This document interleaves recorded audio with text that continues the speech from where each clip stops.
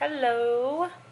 So I wanted to go over my weekly weigh-in at my Weight Watchers studio meeting and talk a little bit about setbacks because I am personally working through a setback myself. I recently gone through a pretty hard setback and kind of climbing my way back up out of the pit.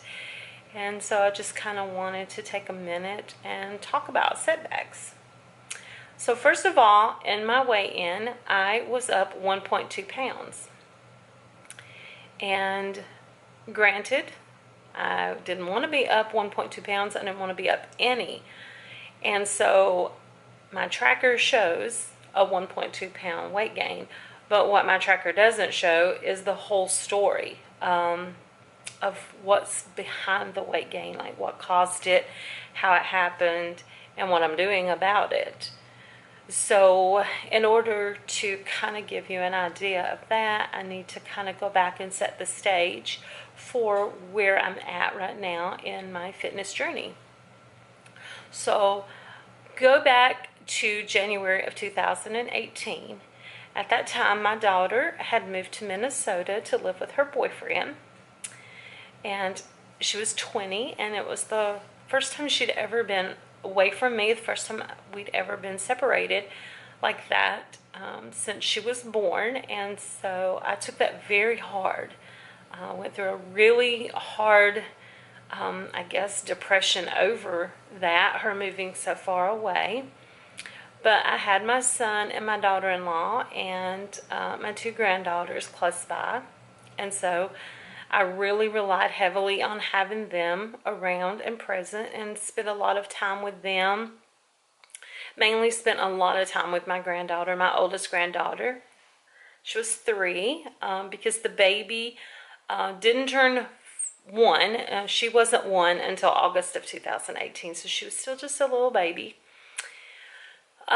So Brianna moved away, and then a few months later, probably around March or April, I don't even remember the exact month, Ryan informed us that at the end of the year, at the end of 2018, he and Teresa and the girls were going to move to Utah. So now I was going to have one child in Minnesota and my other child and my grandchildren in Utah.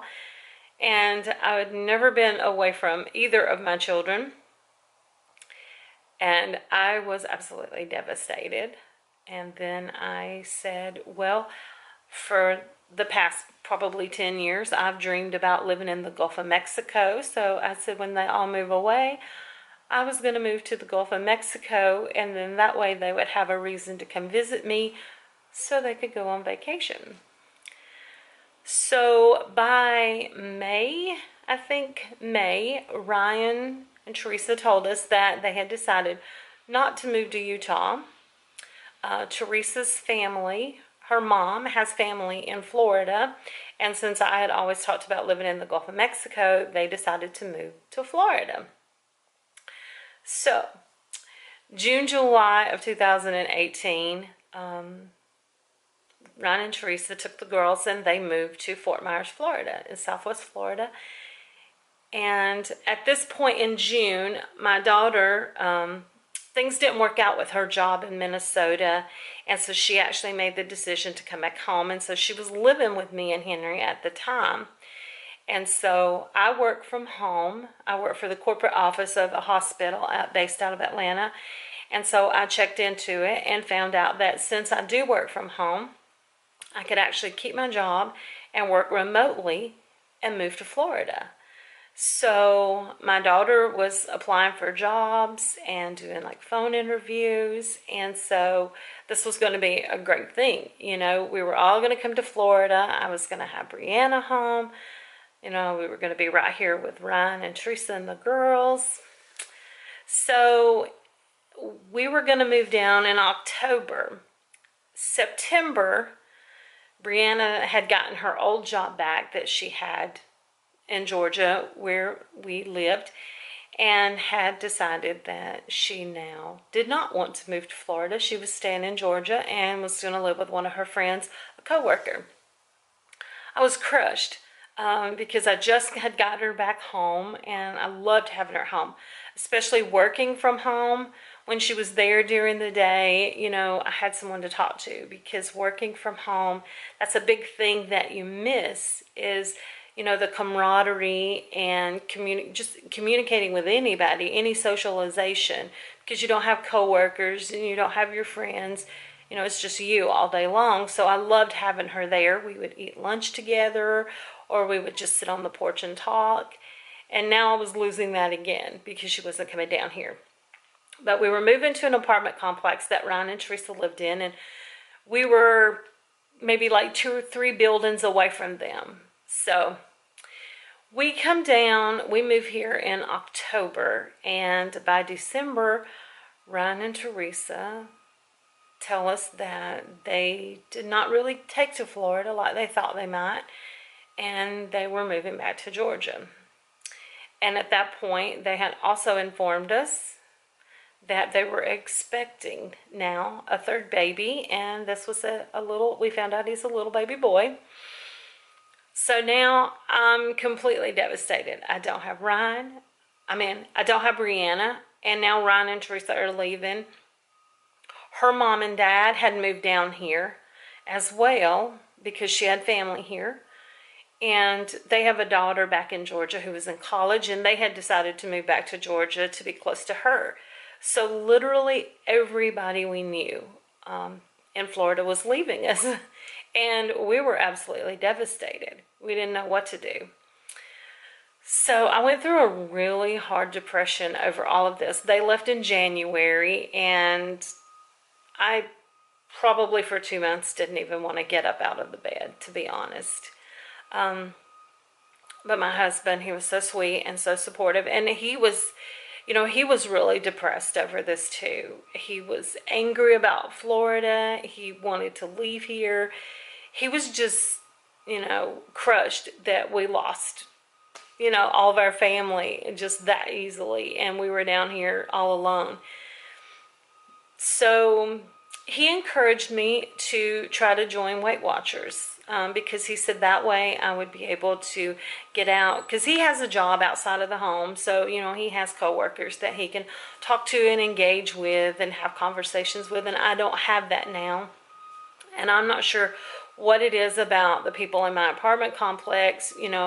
Some people will speak if I'm out walking around the pond or something, but I just really haven't had an opportunity. I've never had an engagement with anyone to try to make friends here, with my neighbors. So he thought that might be a good thing for me to do, to try to make some friends and at least get out of the house and get some socialization. So I joined Weight Watchers, I think around the end of February. And within my first month, I had lost 16 pounds. And I was doing great. Like, I was on the program. I was walking an hour a day. Our apartment complex has like this walking trail around, I think, like a 2-acre pond or something like that. We have a gym here, a pool. There's so many nice parks and the beach. I mean, there's definitely opportunity to get in some fitness in Florida. So I was working that program, doing great, down 16 pounds. We didn't have a meeting on Easter Sunday, and then the week after that, Brianna and her boyfriend, Ryan, also named Ryan, different spelling, but I have 2 Ryans in the family, came down from Minnesota. They are still together, even though she decided that, living in Minnesota wasn't the best fit for her. So they still see each other. They fly, back and forth and see each other. And so they came down and spent a week with us, and it was so nice having them here. Like, we had so much fun. The whole week was just great.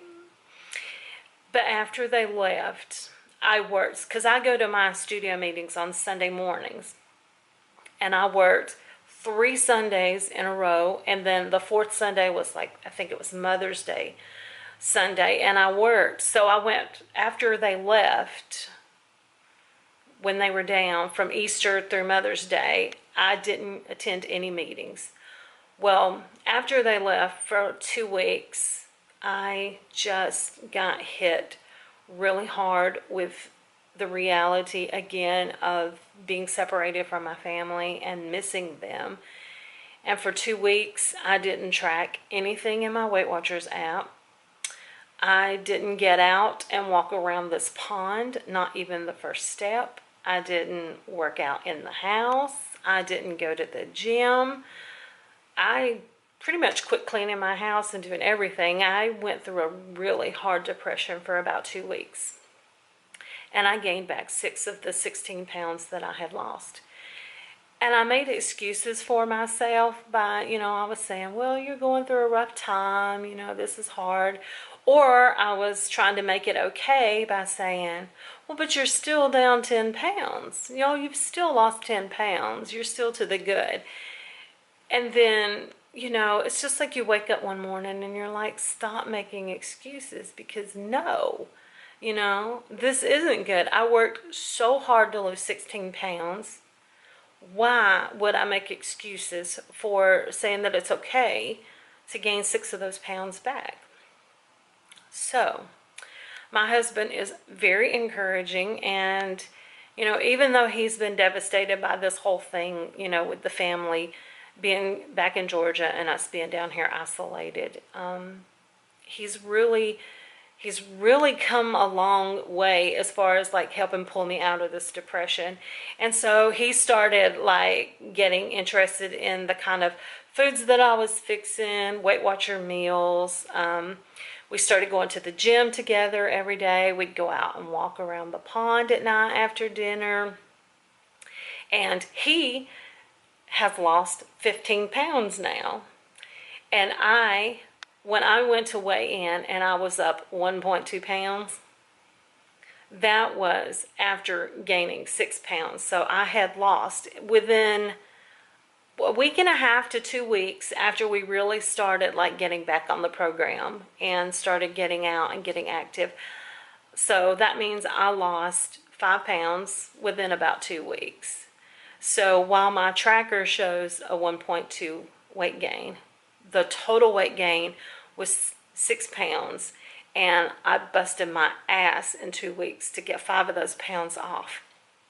So this past Sunday, which was yesterday, no, today's Tuesday, yesterday, day before yesterday, I worked, so I didn't get to go weigh in. But according to my scales, I'm down another pound, so I'm right back now at that full 16 pounds down. And then I'm going to work my ass off the rest of this week to record another weight loss. Because, see, I still have a pound, 1.2 pounds to get off just to get to ground zero. So I want to have a 3-pound weight loss when I weigh in Sunday. And that takes care of that 1 pound, plus gives me like the average, 2 pound per week weight loss that, you should be expecting. So that is my goal for this week. And I just wanted to say, that sometimes we do have setbacks, and it's so easy to use food as a crutch. It's so easy. Just like I'm such a binge eater. When I get upset, when I get sad, when I get frustrated, I am such a binge eater. But it's just so important to remember like what you're working for and how hard you're working toward your goal, and just really stay focused on that and find some other thing. Like now, if I get sad, I go outside and walk, and early in the morning, like just before sunrise, just when the day is starting to break, and it's just me and the water, because there's a fountain out there in the middle of the pond. And so I go walk, there's no one out there. It's just so peaceful and quiet. And that is just the most reflective time. And I think that's what I need to think about, is like, instead of being sad and letting myself get depressed and come off of the program or binge eat, I need to find all these constructive ways to work through this depression or this sadness or frustration or anxiety or any emotion that I'm feeling, and just find something to do. So this week I've actually also started, well, last week I started adding, I'm doing my walking. I'm trying to walk at least an hour a day. And I am started a Beachbody program. It's only 30 minutes a day, but I'm hoping that adding that additional workout in when I go back to weigh in this Sunday is going to have, like, I'm going to see results from that. So I will check in on Sunday and we'll see. And in the meantime, let's keep working through those setbacks. They're going to happen. They're a natural part of life. You just have to let them happen and then work past them. Have an absolutely amazing day. Bye.